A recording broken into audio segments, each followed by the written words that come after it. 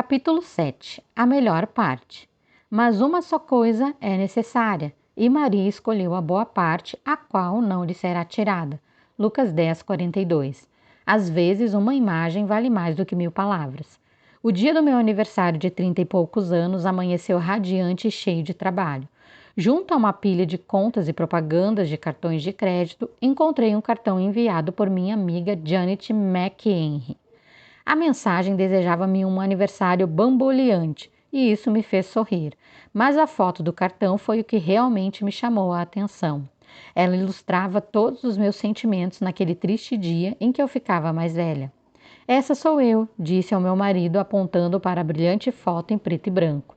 Tirada no início dos anos 50, a foto mostrava uma jovem com 8 ou 9 bambolês girando loucamente ao redor de sua cintura. Como ela faz isso? Eu queria saber. Tinha sido um dia frustrante, de muitas responsabilidades e de pouco tempo para dedicar a mim. Um por um, dei nomes aos bambolês que eu tentava manter em movimento. Esposa de pastor, mãe, amiga, escritora, professora de piano, cozinheira, dona de casa e o maior, a torcedora de 2 pequenos jogadores da pequena liga. Quando não estava levando nossos filhos ao jogo de beisebol, estava correndo para a igreja. Quando eu não estava arrumando a roupa para lavar, estava ganhando alguns momentos para escrever. Essa sou eu, disse rindo. Fiz movimentos exagerados com meus quadris, tentando manter girando os meus bambolês invisíveis. Meus olhos correram a foto para o rosto preocupado do meu marido e depois voltaram para o cartão. Essa sou eu. Depois de algumas xícaras de chá de camomila e alguns sedativos de chocolate, quero dizer, biscoitos, me acalmei e li a carta de minha amiga, enquanto meu marido apressava nossos filhos para mais um jogo de beisebol.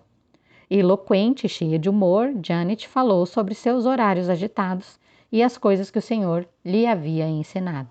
Terminei a carta, depois fechei o cartão e olhei mais uma vez para a garota da foto. Havia tantos bambolês, mas ela parecia calma. A parte de cima de seu corpo parecia perfeitamente serena, os braços esticados levemente, enquanto os bambolês moviam-se rapidamente em torno de sua cintura, em um caos sincronizado. Seu rosto prendeu minha atenção. Enquanto olhava diretamente para a câmera fotográfica, ela sorria em paz, como se não tivesse uma preocupação sequer no mundo. Então, tudo ficou claro. Eu respondi, eu descobri seu segredo. Ela encontrou o ritmo, sussurrei para mim mesma. Ela determinou o centro e depois deixou que tudo se movesse em sua volta. Em volta dele, do centro. Era exatamente o que eu não estava fazendo em minha vida. Todas as coisas que estava tentando realizar eram importantes, mas eu havia perdido o meu centro. Com tantas ocupações, tinha esquecido de cuidar do meu interior, da minha parte espiritual. Como uma roda sem o eixo, adernei pela vida, batendo com força contra uma obrigação e depois contra outra. Se houvesse um intervalo conveniente, eu passaria algum tempo com o Senhor.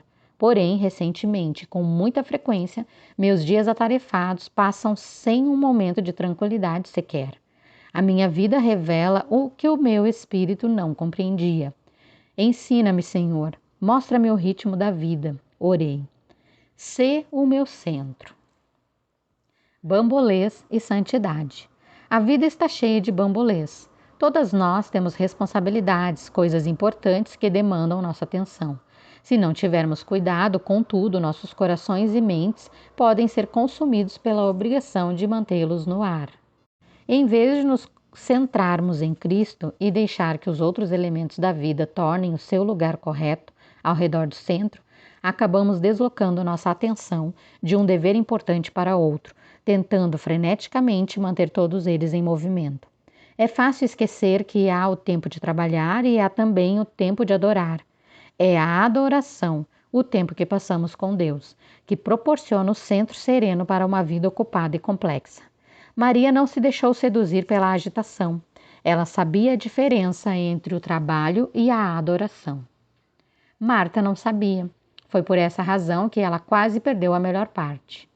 Quase consigo ver Marta ao receber Jesus quando este passava por Betânia. Não creio que os bambolês estivessem visíveis quando ela saiu ao encontro do Senhor, mas eu não ficaria surpresa se houvesse um leve movimento ao redor dos quadris de Marta.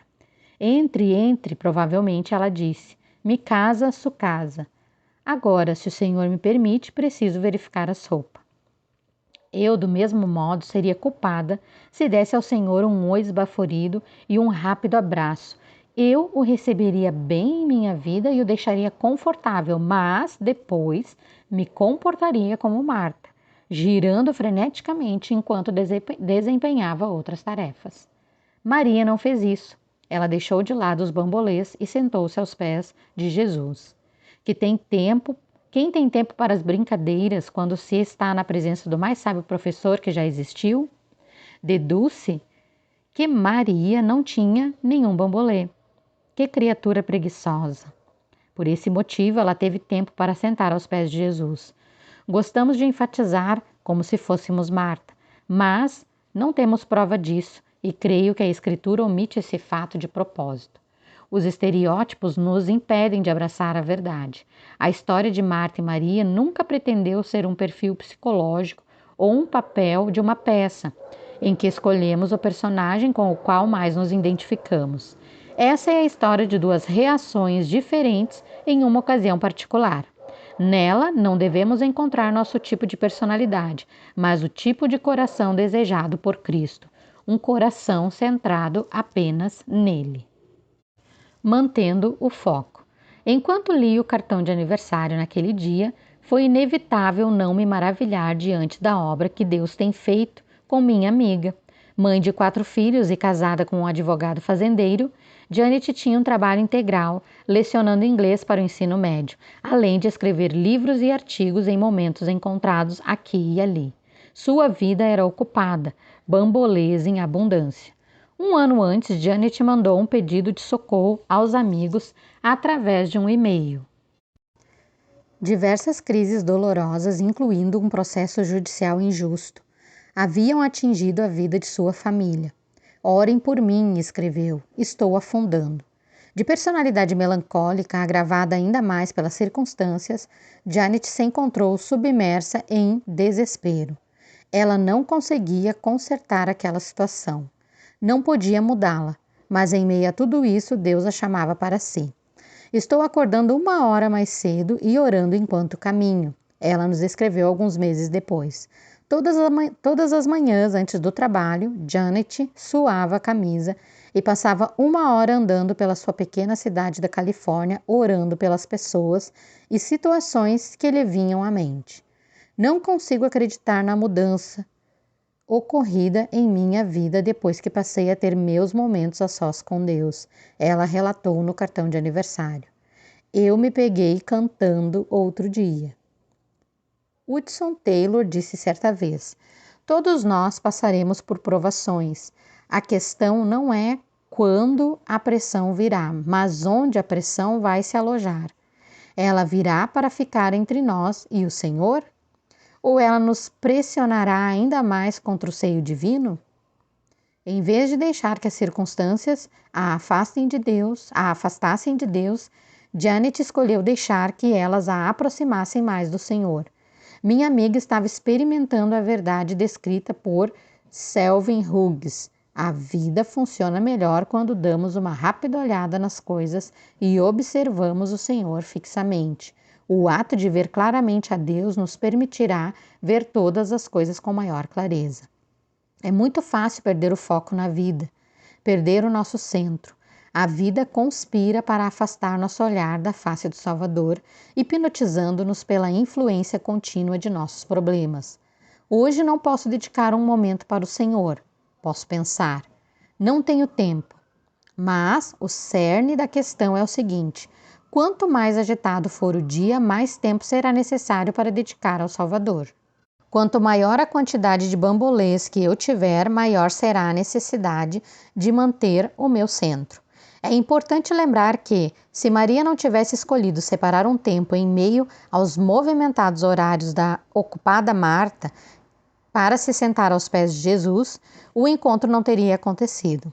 Os evangelhos não registrariam esse intervalo pessoal entre uma mulher e seu Salvador, e não veríamos a diferença que a intimidade da sala de estar pode fazer em uma vida, em uma família rendida a Deus.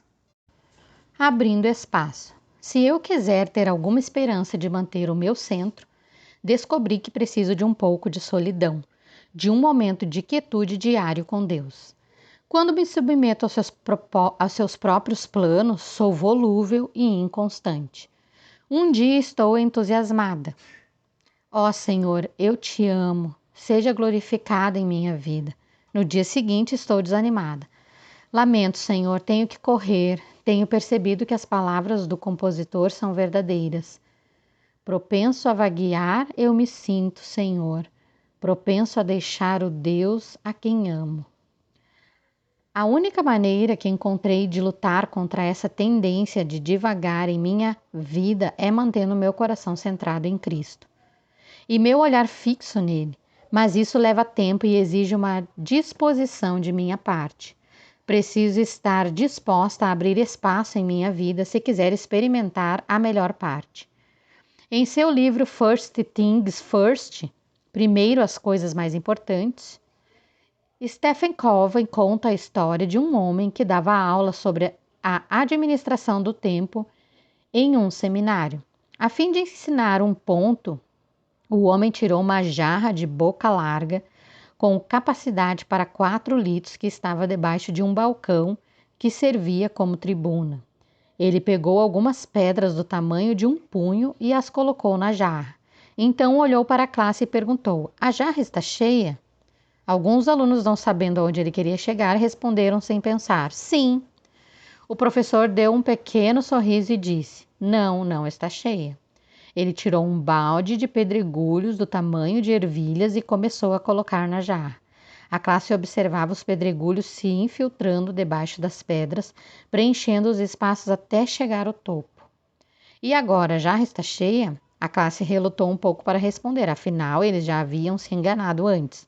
Em vez de esperar pela resposta, o homem despejou um balde de areia no meio dos pedregulhos e das pedras grandes.